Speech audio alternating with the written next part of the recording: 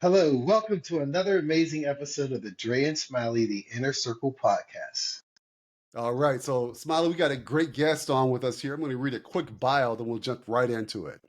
Jennifer is a dedicated and passionate coach with a focus on empowering midlife women to unlock their full potential and achieve remarkable success. Drawing on her extensive experience as an Army Reserve officer and program leader, she has coached, mentored, trained, and led individuals to unlock their true potential throughout her career. However, her true calling lies in supporting women during this transformative stage in life. Jennifer firmly believes that midlife is a period of immense potential for growth, self discovery, personal fulfillment.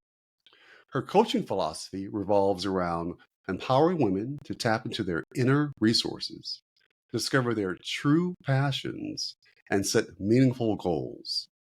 With the goal, whether the goal is to reinvent a career, improve relationships, prioritize self care, or rediscover one's purpose, Jennifer is dedicated to supporting and championing every client every step of the way. With that, Jennifer, welcome to the podcast. Thank you both. I'm so excited about this. This is awesome. Awesome. Great. We're so excited to have you on. So let's start from the beginning. So tell me about what was it about your background that allowed you or kind of guided you through the journey of, leading people, specifically women, through midlife? Kind of. Yeah, a lot of it was, I was in the Army Reserve. I was married, and I didn't, my life didn't really start to happen until I was about 35 or 40 years old. Okay. Honestly, I was in the Army Reserve before that, right? I commissioned out of college and all of that, but out of college, also what I did was get married, start a family. We've got had one son, and life doesn't go as you think it's going to, and part of that I think is because we try to do what other people want us to do. Yeah. I grew up in a town of 1,200 people. Okay. My father graduated high school and started working. He was drafted in Vietnam and then came back after that and just worked. So my mindset was, you get started, you build a family and you work. Yeah. Or at least that's what the men did, right? Sure. I didn't know what I was supposed to do. I thought I was supposed to stay home, take care of the family. But what I didn't know was that wasn't really who I was. And my career didn't start until after I chose to get out of a situation that wasn't serving me anymore. I chose to take ownership of my life. And the big word there is I chose. We all have the power to choose, no matter what our situation. Sure. Even if we're in a bad situation, we can choose to be happy and joyful within inside of ourselves. We're alive, we're here, we're breathing, and the possibilities are endless. Yeah. Right? If we can tap into that. And that's, sure. What I started to realize 35, 40 years old. And part of what drove me then, I think, was a little bit of fear. I hadn't really supported myself before. I was worried how I was going to survive. I didn't really understand who I was and the potential I had inside of me. And I think, maybe a lot of women kind of go through that same thought process. I'm in this situation I don't like, but I can't see beyond it. I don't know what's going to happen. I'm scared of what might happen instead of thinking about, I'm so excited for what could happen. What stands out to me, Jennifer, as you share that story, I imagine it as empowering when you share that with other women that you coach and that you help along the way to say, listen, I've been where you are, for example. And what's interesting, you touched on a couple of things that also stand out is, oftentimes we're caught in this box, right? Where we're expected to follow this path that will lead to success, right? There's a path that's laid out. As long as you follow these exact steps, everyone else that's followed these exact steps, it will lead you to, a lifetime of freedom, success, and happiness. The white picket fence, the two kids and dog. Right. That's the other thing. Right. But that's not Right. that's not reality, If I right? do XYZ in my 20s, Yeah, then my 30s, 40s, 50s, right. 60s, 70s, 80s are going to be great. Exactly, but that's not reality. That's not reality. So a question that comes to mind as you share your story, and a lot of people get to a point, at some stage in their life where whether they're, leaving a relationship, leaving a career, something unexpected happens where they have to pick themselves up. Where did you find the resolve and the drive and everything else it took to say, you know what, I'm going to brush myself off here, and I'm going to be able to move forward? Yeah. God, probably a couple of things. When I was in junior high school, my father got into a car accident. He had been a very heavy drinker, and so the car accident was self-inflicted, right? He was most likely under the influence and distracted and whatever it was, and lost control, and we almost lost him. And he bounced back, and I watched him go through the rehabilitation. He had to be, they had a whole floor in one of the hospitals in Kansas City, Missouri. It was a research hospital back at the time. I don't know what it is now. There was a whole floor dedicated to occupational therapy. And he was set up in an apartment there so they could come and train him how to do all of the everyday activities before they let him go home. And once he was home, he still, he didn't have use of one of his arms. He wasn't moving around too good, but watching him and his determination, I think, was probably the first part. It's having someone that you can, and honestly, whether it's a family member, it's a friend, pick up a book and read a fascinating story about someone who's been through a lot, and know that you can get through it too. Find some sort of inspiration. I think that was the first part. And the other part, there was always something inside of me that I didn't really tap into until towards the end of my marriage. I'm meant for more. This isn't where I'm supposed to be. So how am I going to figure that out? Right. And, there was a lot of things, that happened, that we won't get into now, but, that I did, should have, probably could have done differently. It didn't serve me. It didn't serve anybody else. But I always knew there was something more. So I actually tried to go back to Kansas City after my divorce and take a job and just be close to family. And because that's what I thought was the right thing to do. Sure. But I couldn't do it. I made it 2 years. I had managed to buy a little house. I was working at the time, bought a little house, but it wasn't doing it for me. So I put the house up for rent.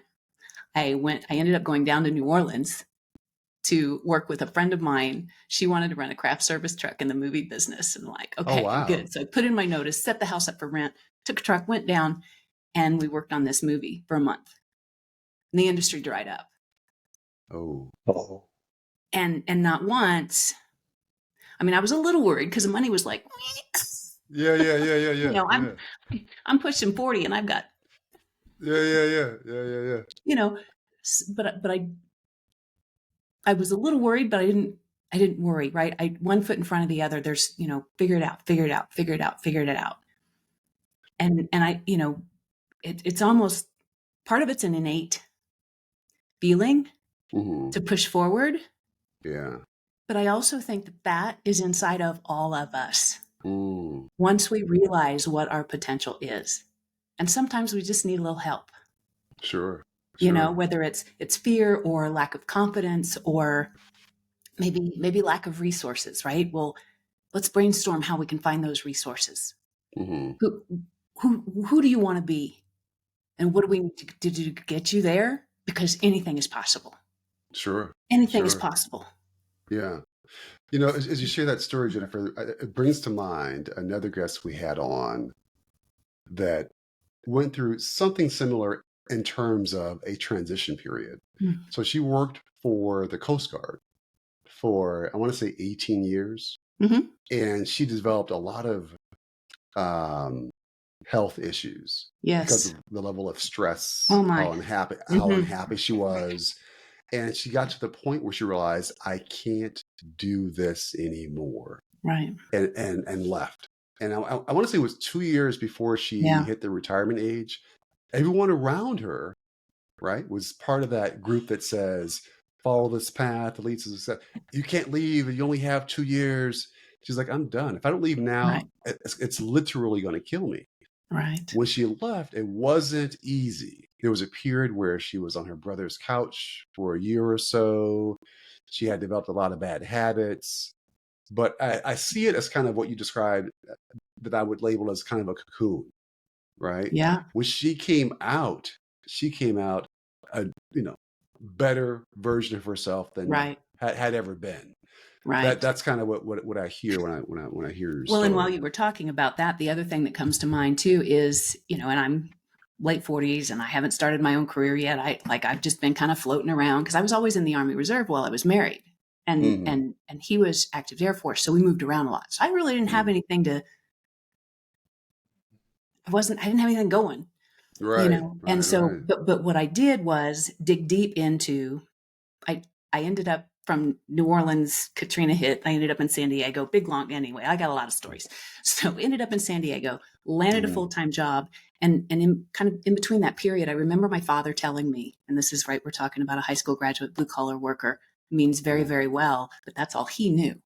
So Mm-hmm. he's telling Mm-hmm. me, and Sissy, he called me Sissy, you just need to find a job, get in with an employer, and Mm-hmm. get yourself a retirement. Mm-hmm.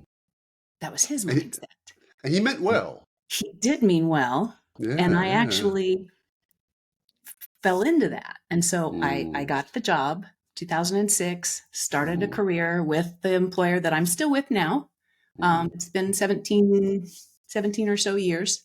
Mm-hmm. It's been a real good run. I went back and got my master's, got certifications. Okay. I worked, worked, Okay. worked, but I worked. And my friend circle was small and I wasn't able to be Mm-hmm. as creative as I know now that I am or can be. Mm-hmm. And but that push, that fear of failure, that if I don't make it, nobody's going to be there to pick me up. 2 or 3 years ago, I was about through the roof. I was I was starting to experience symptoms of burnout, and not Sure. nearly as bad as the person you were talking about, Mm-hmm. but anxiety attacks, Mm-hmm. depression, avoiding people and situations because I couldn't deal with it. It's too much. Yeah, yeah, Right. yeah. Not being able to work with leaders who are maybe not of the same mindset, right? Maybe a little now, Mm-hmm. people are talking about toxic leadership. There's a little bit of Mm-hmm. that. And I didn't know how to Mm-hmm. handle that. So I was tight and in a ball. And only until I got a coach. I was able Ah. to start digging into myself and what I really wanted, Mm. and honestly, what it really comes down to is I just want peace. I Mm. want to be happy every Mm-hmm. day. I want to be joyful every day. And it makes my heart sing when I can help somebody else do the same. Love it. I love it. Yeah, that's amazing. So tell me, when you define midlife, is that a stage of emotional development, or is it a certain period, like 35 to 45, or how is that midlife defined when you speak? Like, would you talk to someone that's a college graduate Mhm. lady or a woman in her 60s? Maybe is that in life, or how do you define midlife? Yeah, as from the numbers, I think it's a very wide range. I think it Mhm. depends on the person, Okay. right? You could have someone who started their family really, really early, and now they're, 40 years old, and the kids are off to college, and they're left kind of wondering, now what? Because you've lived for that for so long. And that's a huge transition, right? To kind of, okay, I don't have anybody to care for now, so what do I do? Right? So I think a lot of women go through that, or women end up getting divorced unexpectedly later in life. And now they've kind of got to figure it out. And a lot of people don't know how to sit silently with themselves. And so when all the noise, all the activity, all the people go away, what are you left with? If you don't know who that person is inside, if you're not comfortable with that person, then you're gonna, it's gonna be it's gonna be a little tough. It's gonna be a little tough. Do I you was working find on it? Say that Oh, again. I was going to say, do you find a lot of the women who experience empty nest syndrome, meaning I've been caring for these other lives, the other beings, all of their lives. Now they're off living their lives and I'm by myself. Or even I empty nester with my husband here because I've dedicated 20 plus years to someone else, grooming, growing, getting them ready for the world. And now they're gone and I'm stuck here with him and I'm just stuck here. What do we do now? I mean, it's Right. silence. So, do you Right. so when you do you work with or coach representatives from ladies all over the country, all over the world, or do you concentrate in Louisiana? Or you said you're in San Diego. Do you do it locally, or is it a seminar? Tell us about your Yeah. business and how you coach, or is it virtual like Yeah, this? and I'm in Colorado Springs right now, but Okay. if I've coached people virtually, so global, Hmm. if we can work out a time and there's a connection, I think it, not everybody's for everybody, right? I'm going to Hmm. connect with somebody, and they're not going to be able to connect with somebody else. So I think it's important that the energy's right, and that there Hmm. is that deep connection, because then you have mutual trust, respect, and you can have the open dialogue, and you can get to kind of the root of it all. I was coaching one woman, and she was recently divorced.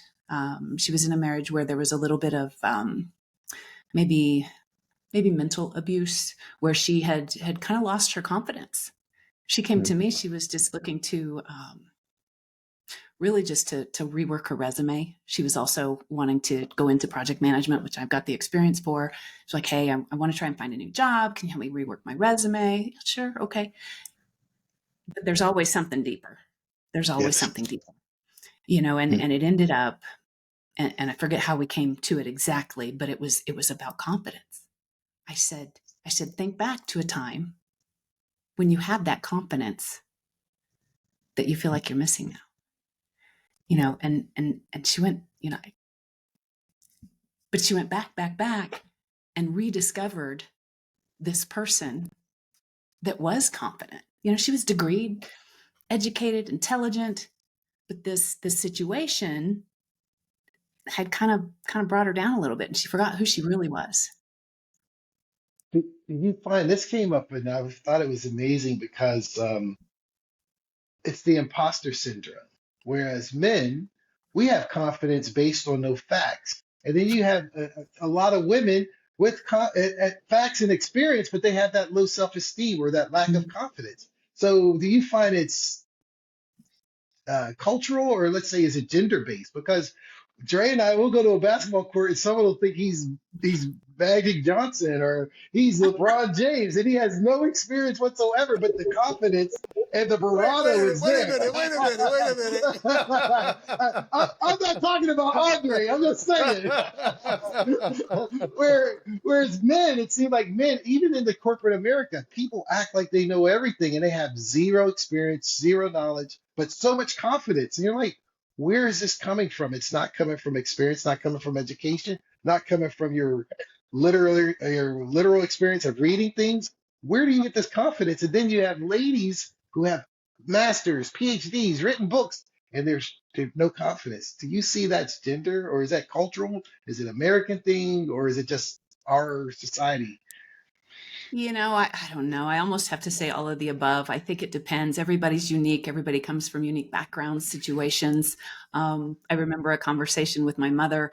I told her I wanted to be something, and she flat out said, "You can't do that." But I didn't hear, "We're too far away from the city. We don't have enough money. I don't know how to help you with that." All I heard was, "I'm not good enough." So what have you heard in the past that has given you a perception that you're not good enough and you have to take a step back? Because it is just a perception, because we're all good enough. Figure out who you are, who you want to be, what you want to do, and go for it, man. But believe you can do it. You got to want it, believe you can do it, and go for it. And I'm so glad you said that. Just one follow-up, because you're right there in Colorado, and of course Mhm. Dion exudes confidence. Dion just put Colorado on the map from my perspective, from a college football. But his confidence, but he steps on experience and confidence. He's like, I know I can do this. I've done it, and we're going to do it together as a team.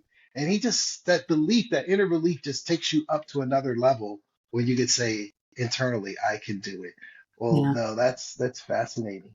Tell me, one thing is, when you're doing your coaching, do you have books? Are you online? Is there a website? Or how do people find you when they, let's say someone's listening, is like, you know what, Jennifer resonates with me. We're on the same wavelength. I would have talked to her as a coaching Yeah. experience. Yeah, How's the I'm on process work? LinkedIn. And I have a website where folks can schedule.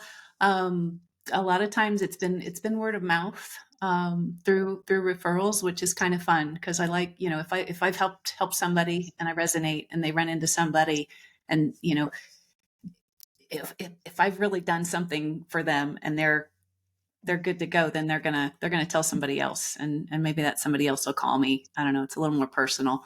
Um, but Mhm. uh, but yeah, so I do have the website, and Okay, it's trying to put myself out there a little bit more. great. Tell me this, Jennifer. So it sounds like a number of the examples you've shared about people coming to see you for coaching is when, there's an issue, there's a problem, Mm. there's, this moment where it's like, oh, I'm about to implode. For those listening, right? What signs should they pay attention to that might suggest I probably should see a coach now before I reach that point of, low confidence, high anxiety, um, complete loss and despair? What are the signs they should pay attention to that might suggest, you know what, let me reach out to Jennifer to get a handle on this before it's out of control? Yeah, I mean, gosh, if there's any kind of situation that you feel you're not happy in, if you're not wanting to, you're laying in bed a little bit longer every morning because you just don't want to get up and do the day, that, I mean, to a lot of, maybe, yeah, some days I decide I'm okay, I'm just going to lay here a little bit longer because it feels good to lay here and I don't want to get up yet. But I remember back, there were a lot of days where, you hit snooze, you hit snooze, you hit snooze, and you're already laying there starting to ruminate about the day, instead of choosing to make it a good day. Put both feet on the floor, say thank you as you step and pop out of bed, and want to do it. Mm, If you're not happy with what you're doing, it's time to reassess. If you don't have the energy you feel like you used to have, it's time to reassess. If I don't behavior, maybe people start to overeat. Maybe people start to mm, be a little bit more sedentary. mm. Maybe people are trying to avoid social circles. Um, as that grows and culminates, and all of those things start happening at once, don't wait until things are really, really bad. I don't know. Yeah. Just and Well, So everybody needs to what? talk to somebody, and you talk to your friends, you talk to your family, and a lot of people, that there's judgment there, right? We're too close to Mm, them. They think they know us, mhm. right? But not so much. And so yeah. an independent third party that can sit with you and not judge, and ask thoughtful questions and allow you to dig deep inside of yourself where the answers are. That's the Yeah. key. And So I so think two nobody really needs a coach, but everybody should want a coach because it's awesome.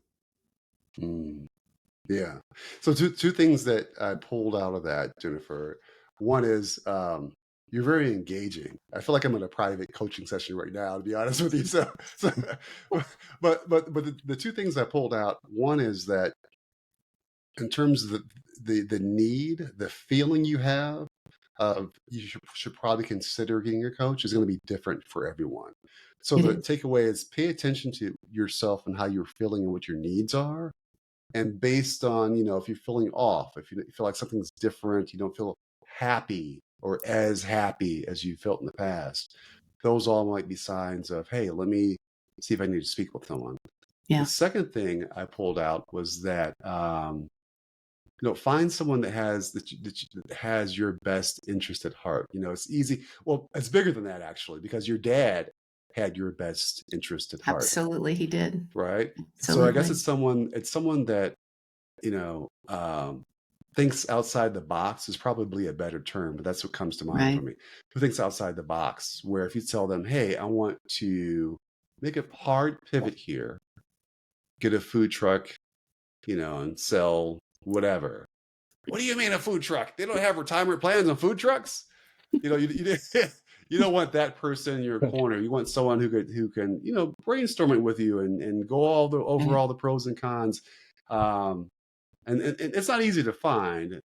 Both Smiley and I have different endeavors we've gotten involved with that I'm certain, investments, things like that. I'm certain those that don't understand those types of investments might say, "What are you doing? That's a whole lot of money you throw out the window," type thing. So I guess what I'm trying to kind of put a fine point on this is, speak to people who are like-minded in some ways, who aren't going to shoot you down immediately.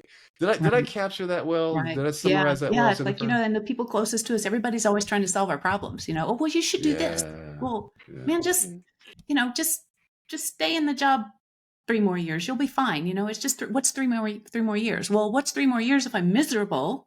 What's 3 more years if Right. I'm losing myself? What's 3 more years Yeah. if I'm supposed to be doing something else, Mm. but I'm not willing to take the risk to find out what that is? Yeah.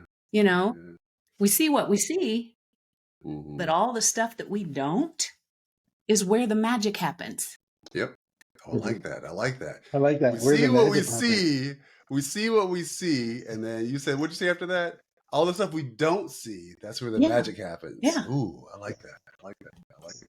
The question I have is you touched on happiness. Mm. Why, for men and women, why is happiness so elusive? Is it because of how Ooh. we see ourselves, or is it like we were just talking? Dre and I was saying I met Dre during the pandemic. We were doing a push-up thing, and we weren't making any money, weren't spending any money, weren't out and about, but we were just doing push-ups during like 20 months of the pandemic. There was 10 guys who didn't know each other. Each one knew somebody, but we didn't know all each other collectively. And we did this for 18, 20 months, and it was so happy. And we weren't spending any money, no drinking or anything. And that Yeah. was so mundane, just doing push-ups. And that would seem to be a happy period. But once again, is it that people don't find happiness in the little things, or is they're seeking this mythical unicorn called happiness? How is it so elusive from your That's a great experience? question. That's a Yeah. great And question. I mean, I'll just speak from my point of view. I think I was, it seemed so out of reach, this Mhm. happiness. Mm, So elusive, I think, is a really good word mm, until we understand that it isn't something that's just going to happen. It's something we have to work for. It's something we have to want really bad, right? Everybody's going to wake up with bad days. There's all the negative emotions that come in. There's sadness, there's frustration, there's anger, anxiety, whatever those, and I won't say negative emotions. I don't think they're bad emotions. I think they're emotions that help us continue to dial in to what is going on inside of us, right? And with mm. every every emotion that's maybe lower on the scale, right? There's an equal and more powerful, positive, happy emotion that's there. And so, to kind of acknowledge where you're at in the moment and then really understand, I mean, happiness is a choice. There's a lot of people out there that don't agree, but happiness is a choice. I can choose to sit in misery. I did.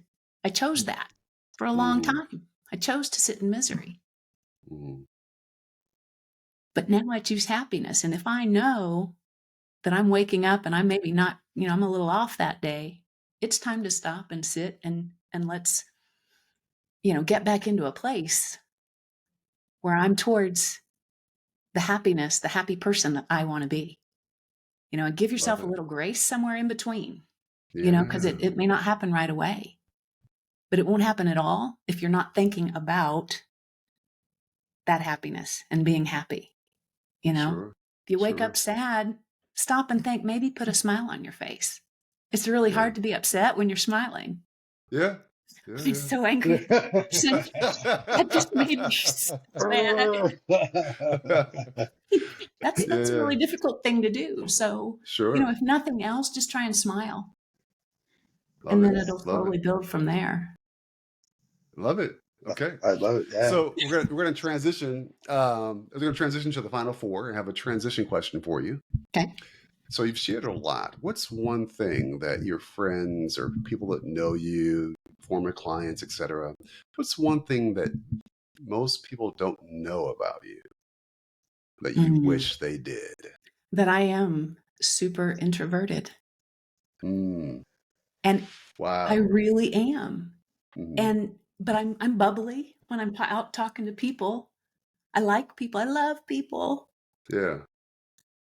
But my energy doesn't come from those people. So, at times I'll hit this brick wall. I'm like, okay, I gotta go. And, and I know that I need to go and spend some time with myself to build up that energy again, to be able to be the person that I want to be, for myself and for everyone else. And I think there's a lot of people that maybe don't understand how much people can be introverted, right? There's different levels of introvert, extrovert, all of that. But for me, I need a lot of time. Yeah. And if you're wanting me to go somewhere, go out to dinner, do this, do that. And sometimes I feel like I say no and people are like, what? But we had a really good time last time. Let's go do it again. Right. Okay, but not now. Right. Yeah. Not right now. Yeah. I still love you, but not now. Yeah. I still love you, but from a distance. Yeah. Right. It's funny, Jennifer. I'm the same way. I'm pretty much an introvert. I laughed recently on social media. There was this realtor who put on a post where she's getting into her car from just having shown a house, and she closes the door and she goes, only 5 more houses, only 5 more houses, only 5 more houses. I can do this. I can do it. Because, she's an introvert, but you have to be on when you're so what you're sharing resonates with me. I'm the same. I enjoy being around people. My son and I have a thing. I guess there was an article posted a while back. I don't even know who wrote it, but it was something about spoons. I don't know. Okay. Like we all are allocated so many spoons, and every time we interact, the spoons get taken away. And so sometimes I'm on the phone with them and I'm like, I don't know, Corey, I gotta go. I gotta go. Right. I gotta go. I can't talk to you right now. He says, I get it, Mom. You're out of spoons. You're out of spoons. I love it. You gotta say. Just tell me you're out of spoons, Mom. I love it. Well, I before we start the final four, I travel a lot, and I enjoy getting on the plane because I get to make a new friend. So whoever's sitting next to me, introvert or extroverted, they're making a friend because I'm like, hey, how you doing? Nice to meet you. Where are you going? And I can tell the introverts is like, oh my God, get him away from me. Headphones on. Right. I'm like, excuse me. Hi. So, Jennifer will be next to you like, I'm sorry, I can't hear him. Exactly what I do. Like my headphones on. I'm like, one lady was like, I don't speak English. I was like, me either. She started to speak to me in Spanish. I was like, okay, cool. But anyway, That's funny. as the final four, if you were to have dinner, speaking of dinner, with yourself and three others at the dinner table, alive or dead, who would you have dinner with and why? Myself and three others. Yourself and three others, or you could say yourself, or we have one lady, she's like, I don't want to have dinner with anyone but me. It's like, okay. You know what? I would absolutely love to sit with Ralph Waldo Emerson, Hmm. Napoleon Hill, Love Napoleon. Eckhart Tolle, Hmm. and let's throw Oprah in there. What the hell? Okay. Oprah. And Okay. why? What I know about everything that they've written and everything they've done, I think there's a lot of similar beliefs and thought processes, but yet there's different, right? There's a generational thing there Mm-hmm. as well. And also with gosh, the diversity, bringing Oprah into it, Mhm. you know, Hmm. I just feel like that would be the most dynamic conversation. Mm. Awesome. Love it. Can you Love it. imagine Oprah talking to Ralph Waldo Emerson? Can we come to that dinner, please? Right, Yeah. right. I want that. Yeah, yeah. So what's been your greatest success? Me Ah, Great answer. becoming that's a me, great answer. That's a great answer. Becoming me. Wow. because That's a t-shirt. for years, I didn't know who I was, what I wanted for me. I knew what I should probably do for everyone else, Mm-hmm. but to just be able to be with me Mm. comfortably without anxiety or worry Mm. is the greatest thing ever. As you say that, imagine if, because I'll say for me, as I've gotten older, I've gotten more comfortable with, more confident. But imagine if we had this level of comfort and confidence and happiness in our 20s. Sometimes I think about that, like, Yeah. And I always say, if I knew what I knew now, then right, I would have right, been deadly. I yeah, would be right, the yeah, yeah, awesome. yeah, yeah, But yeah, yeah, yeah, yeah, the key is, if I yeah. hadn't gone through all of that, Right, I wouldn't know and appreciate what I have now. exactly, Right. exactly, The trick exactly. is just to not wait quite that long. That's right. That's right. But it's a journey, and we're all on a certain path, and it's just, the grace we give ourselves and the patience we allow ourselves, and the Yeah, appreciation of everything we have, no matter where we're yeah, at in life, is so important. true. Amazing. Here's one for you. Superman flies. The Hulk is really strong. The Flash runs, and Wonder Woman has her invisible jet and her truth lasso. What's your superpower? What's something that's uniquely Jennifer that's your superpower that no one else has? My energy and high vibration, and when I walk in the room, the whole room is elevated. Hello. Ooh, I notice hello. I now. love that. I I love that. notice now. Awesome. Yeah, I love that. that's Yeah. Okay. cool. Awesome. What if you were to write an autobiography, Mm. what would the title be? And I have one if you can't think of one. A long time ago, I thought I was going to write one, and the title was going to be Someday I'll Hang Curtains. Oh. Someday I'll hang curtains. But back in San Diego, I finally was able to buy a condo, and I had to laugh one day because I had all these windows I had to decorate. I put up plantation shutters. Why not curtains? We spend a lot of time thinking about what we think we need, what we think we want, but we don't really dig deep enough to figure that out. And I was okay with or without the curtains. I I don't know. It's like whatever kind of analogy or whatever that No, is. no, I I don't get it. I get it. Let me ask you about I that. get So my it sounds like the book title came as a symbol of having that independence, having your own. Is that where the title came from? Tell It me was about actually more, I think it really came from because my ex-husband was Air Force. We moved uh, around a lot, And Okay. even after the divorce, I kept moving around. I kept moving around. I kept moving around. I wasn't in one place. Every 2-3 years, there was a move. So stability. And so I think it was more about or something like that. being stable, being Yeah. being in one house, but on a deeper level now, I know it's about being comfortable with myself, being comfortable with the person I am, no matter where I'm at. Yeah. Right? There's a deeper meaning, I think, behind that. Yeah. Fascinating. Yeah. Love it. Now, Love it. this has been, Jennifer, this has been most inspirational and profound. I love that title, or the one you said, Becoming Me. If we all became Yeah. ourselves, we would Yeah. find our happiness, because when you were talking, I just thought about it. What made me happy with doing push-ups was the mundane. If someone told me while I was doing the push-ups it was happy, I didn't even feel that. I didn't think I did, but as we talk and look back on it, and I long for the camaraderie and everything we shared, I was like, man, I was actually at peace during these push-ups that I dreaded.